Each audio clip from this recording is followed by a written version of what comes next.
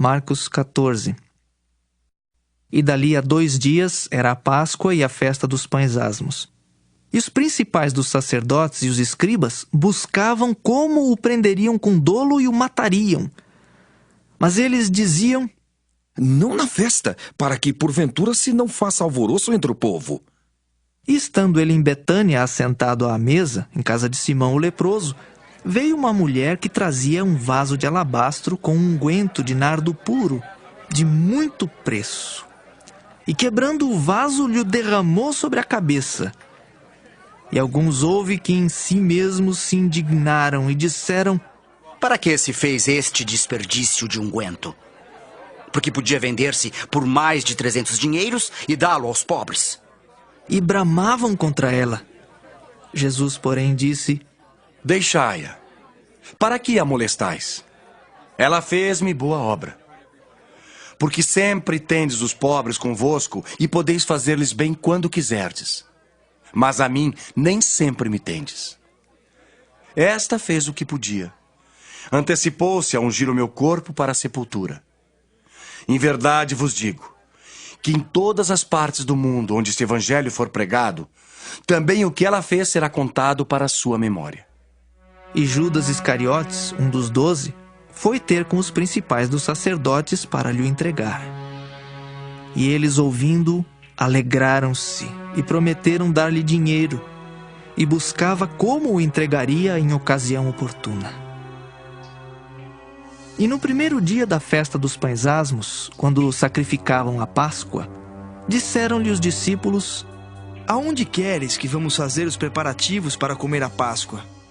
E enviou 2 dos seus discípulos e disse-lhes: ide à cidade, e um homem que leva um cântaro de água vos encontrará, segui-o. E onde quer que entrar, dizei ao senhor da casa: o mestre diz: onde está o aposento em que hei de comer a Páscoa com os meus discípulos? E ele vos mostrará um grande cenáculo mobilado e preparado. Preparai-a ali. E saindo seus discípulos foram à cidade e acharam como lhes tinha dito, e prepararam a Páscoa. E chegada a tarde foi com os 12. E quando estavam assentados a comer, disse Jesus: em verdade vos digo, que um de vós que comigo come, há de trair-me. E eles começaram a entristecer-se, e a dizer-lhe um após outro: porventura, sou eu, Senhor? E outro: porventura sou eu, Senhor? Mas ele, respondendo, disse-lhes: é um dos 12 que mete comigo a mão no prato. Na verdade, o Filho do Homem vai, como dele está escrito. Mas ai daquele homem por quem o Filho do Homem é traído. Bom seria para o tal homem não haver nascido. E comendo eles, tomou Jesus pão, e abençoando-o, o partiu, e deu-lhe, e disse: tomai e comei, isto é o meu corpo. E tomando o cálice, e dando graças, deu-lhe, e todos beberam dele. E disse-lhes: isto é o meu sangue, o sangue do Novo Testamento que por muitos é derramado. Em verdade vos digo, que não beberei mais do fruto da vide, até aquele dia em que o beber novo no reino de Deus. E tendo cantado o hino, saíram para o Monte das Oliveiras. E disse-lhe Jesus: todos vós esta noite vos escandalizareis em mim, porque escrito está: ferirei o pastor, e as ovelhas se dispersarão.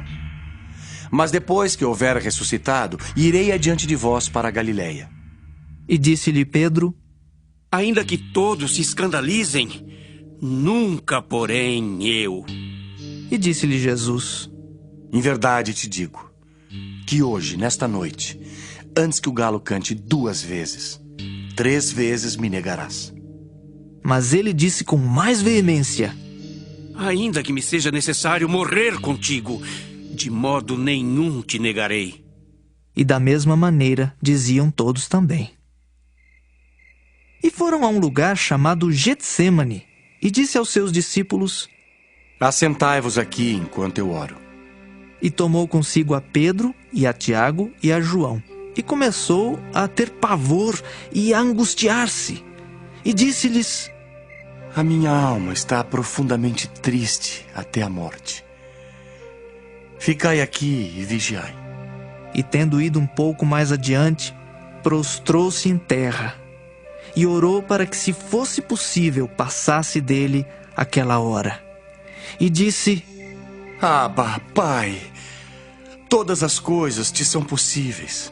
Afasta de mim este cálice. Não seja, porém, o que eu quero, mas o que tu queres. E chegando, achou-os dormindo.